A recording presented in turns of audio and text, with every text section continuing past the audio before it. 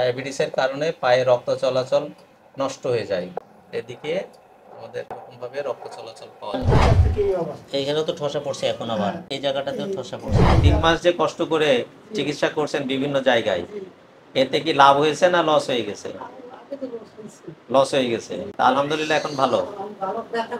আচ্ছা, আপনি 3 মাস পরে আলগা বা আর্টিফিশিয়াল যে পাটা পাওয়া যায়, আলগা পাটা লাগাই নিলে আপনি সুন্দর আমাদের মতো করে হাঁটতে পারবেন। ছোট্ট একটা ঘা হয়েছিল, সেই ঘা থেকে আপনার আস্তে আস্তে এরকম হয়ে গেছে। আপনার ডায়াবেটিসটা কি নিয়ন্ত্রণে ছিল? মনে হয় না, ছিল না। ডায়াবেটিসটা আপনার নিয়ন্ত্রণের বাইরে ছিল। একটা জিনিস যখন মরে যায় তখন কি আস্তে আস্তে পচন শুরু হয়।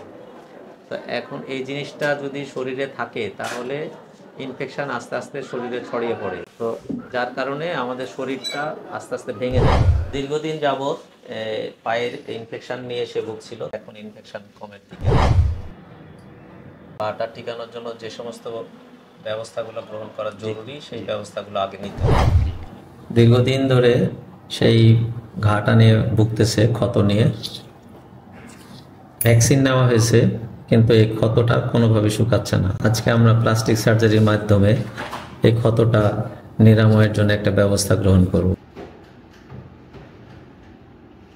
আমি ডাক্তার মোহাম্মদ মোর্শেদুদ্দিন আকন্দ, ডায়াবেটিক ফুট ও প্লাস্টিক সার্জন, পোডিয়াট্রিস্ট হিসাবে আমি কর্মরত আছি বারডেম জেনারেল হাসপাতালে। দীর্ঘ 28 বছর ধরে এই ডায়াবেটিস রিলেটেড পায়ের যে ক্ষতসমূহ এবং এর চিকিৎসার জন্য আমি কাজ করে যাচ্ছে। ডায়াবেটিস যদি নিয়ন্ত্রণ না থাকে তাহলে শরীরের বিভিন্ন ধরনের ক্ষতি হতে থাকে। বড় বড় যে অর্গানগুলো আছে সেগুলো ক্ষতিগ্রস্ত হয়। তার মধ্যে একটা প্রধান যে ক্ষতির কারণ হয়, ডায়াবেটিসের কারণে পায়ের ক্ষত তৈরি হয় বা পায়ে ইনফেকশন হয় বা গ্যাংগ্রিন হয়। এইগুলো দূর করতে হলে আমাদেরকে প্রথমেই ডায়াবেটিস নিয়ন্ত্রণে রাখতে হবে। ডায়াবেটিসের ব্যাপারে আমাদেরকে সচেতন হতে হবে। যদি ডায়াবেটিস নিয়ন্ত্রণে থাকে বা সচেতন যদি আপনি ভালো মতো থাকেন, তাহলে বিভিন্ন ধরনের ক্ষত থেকে বা ক্ষতি থেকে আমরা নিজেদেরকে রক্ষা করতে পারবো। ডায়াবেটিসের কারণে পায়ে রক্ত চলাচল কমে যায়, নার্ভের সচেতনতাটা কমে যায়, সংবেদনশীলতাটা কমে যায়। এর ফলে পায়ে গ্যাংগ্রিন হয়, ক্ষত হয়, ইনফেকশন হয়, সেলুলাইটিস হয়, আর নিউরোট্রফিক আলসার হয়, বিভিন্ন ধরনের ক্ষত তৈরি হয়, নিউরোট্রফিক আলসার হয়। তো আমাদেরকে এই সমস্ত ক্ষতি থেকে বাঁচার জন্য অবশ্যই ডায়াবেটিসকে নিয়ন্ত্রণ করতে হবে। আমাদের ডায়াবেটিস হওয়ার পূর্বে যে জিনিসটা করতে হবে, অথবা ডায়াবেটিস হওয়ার পরে প্রধান যে কাজটা করতে হবে, প্রতিদিন কমপক্ষে 30 মিনিট ঘাম ঝরিয়ে আমাদেরকে হাঁটতে হবে। এতে আমাদের শরীরটা ঝরঝরে থাকবে, ডায়াবেটিসটাও নিয়ন্ত্রণে থাকবে। এটা হচ্ছে আমাদের করণীয় একটা কাজ। খাদ্যাভ্যাসকে নিয়মিত করতে হবে। আমরা খাওয়ার ব্যাপারে সচেতন হতে হবে, নিয়ম মতো খেতে হবে এবং খাওয়ার পরিমাণটাকেও আমাদেরকে ঠিক মতো খেতে হবে। খাওয়ার পরিমাণটা বেশি হওয়া যাবে না, আবার কমও হওয়া যাবে না। আমাদেরকে কার্বোহাইড্রেটটাকে একটু কম খেতে হবে।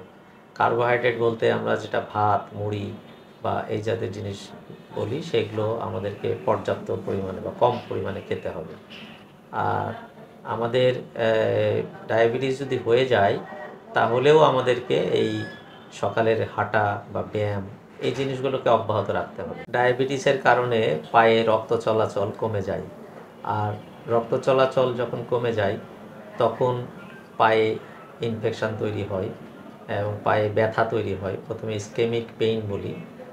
এই ইসকেমিক পেইন বা রক্তশূন্যতার কারণে যে ব্যথাটা খুব সাংঘাতিকভাবে রোগীকে কষ্ট দেয়।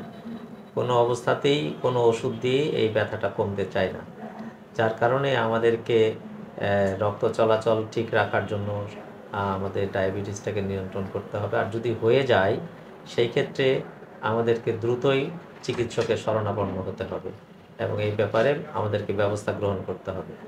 এ ব্যাপারে ভাস্কুলার সার্জন আমাদেরকে প্রথমে সহযোগিতা করতে পারেন। তারা রক্ত চলাচলের বিষয়গুলো এখন বিভিন্ন প্রক্রিয়ার মাধ্যমে নির্ণয় করা যায়।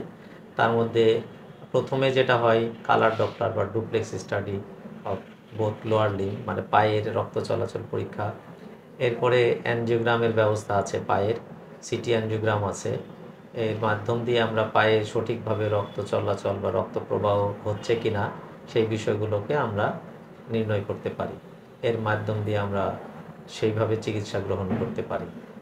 তো আমরা আপনাদেরকে আহ্বান জানাবো যে যদি পায়ে বেশি ব্যথা হয় বা কোনো কারণে পায়ে শুকিয়ে যায়, তাহলে দ্রুতই চিকিৎসকের সাথে বিভিন্ন পোডিয়াট্রিস্ট অথবা ভাস্কুলার সার্জন বা ডায়াবেটিক ফুট সার্জনদের সাথে যোগাযোগ করবেন। ডায়াবেটিস নিয়ন্ত্রণে রাখার জন্য সর্বদাই সচেষ্ট থাকুন।